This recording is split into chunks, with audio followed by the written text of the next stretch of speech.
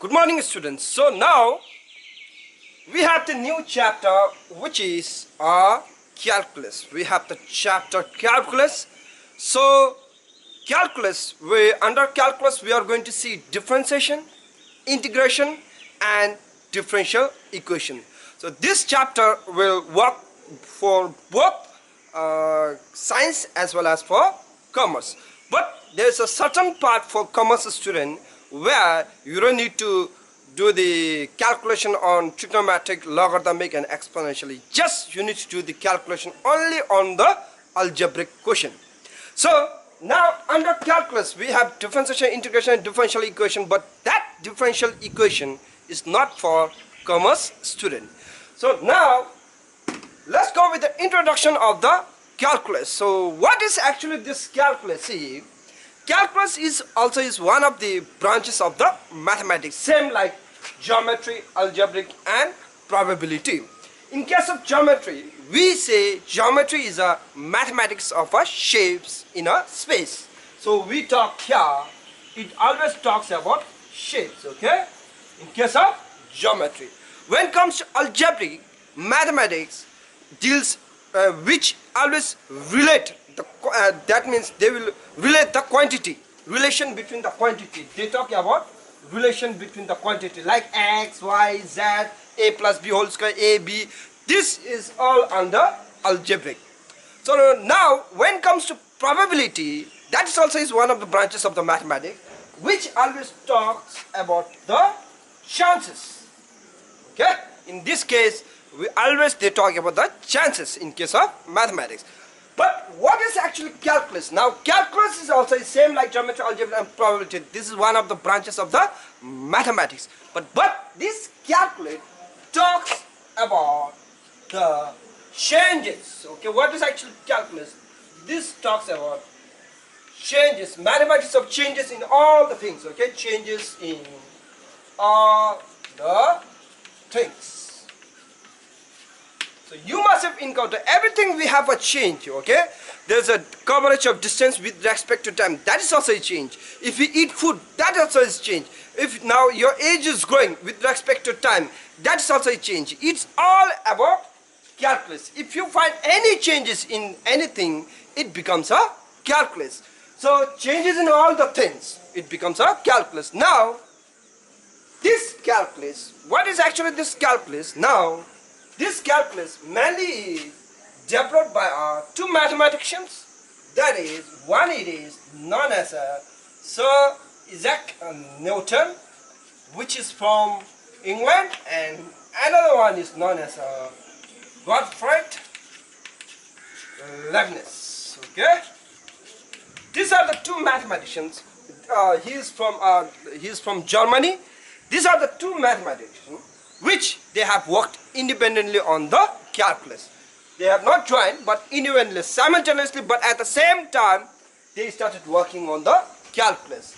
So, Isaac Newton is from England, and Gottfried Leibniz from Germany. So, now how this concept of calculus is developed. Today, you will learn the lesson, what is actually the calculus. Okay? So, what is actually calculus? See, let me tell you a very simple thing here. If I just draw a straight line, okay, on this, if I just draw a straight line, let me draw a straight line.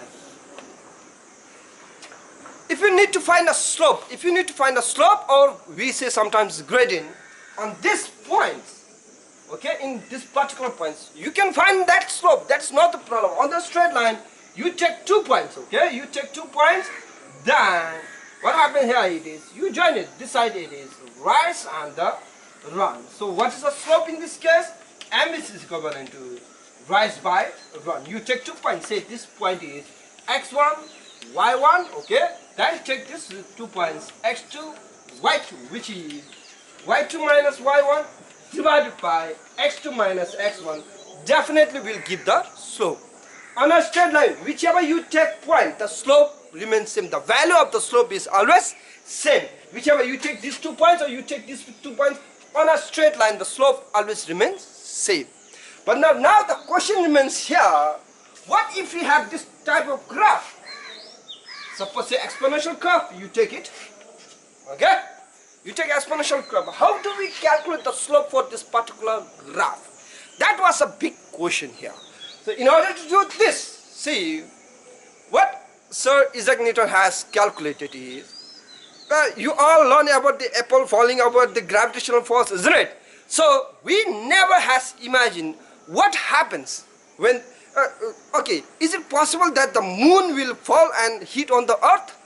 That's a big question, isn't it? So that means in that case the gravitational force is changing as per the distance. So that means what is happening to that gravitational force when the distance is very large. So under physics you have already learned gravitational force is inversely proportional to the square of distance between them. Similarly, we did under Coulomb's law also. You must have learned under Coulomb's law. We have force between two charges. Yeah, the force of attraction between two charges is inversely proportional to the square of distance between them. Similarly, gravitational force here also is inversely proportional. This becomes the graph. If I take this one as a distance, okay, then this has a gravitational force. Now they had started calculating, both of them had started calculating what happens to the gravitational force at this certain point. You take one point here. You won't be able to calculate the slope at one point. In this case, if it is a straight line, you can calculate the slope. That is not the problem. You can take 2 points, you can calculate the slope.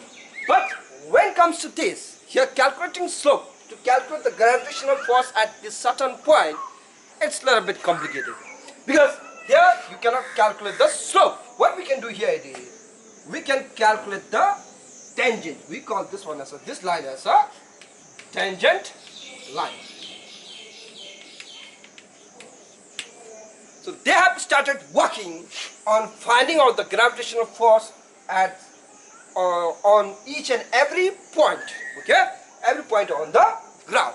What happens to gravitational force when the distance is increasing? Why there is no effect of gravitational force? Why the moon is not falling on the earth? That was a big question, isn't it?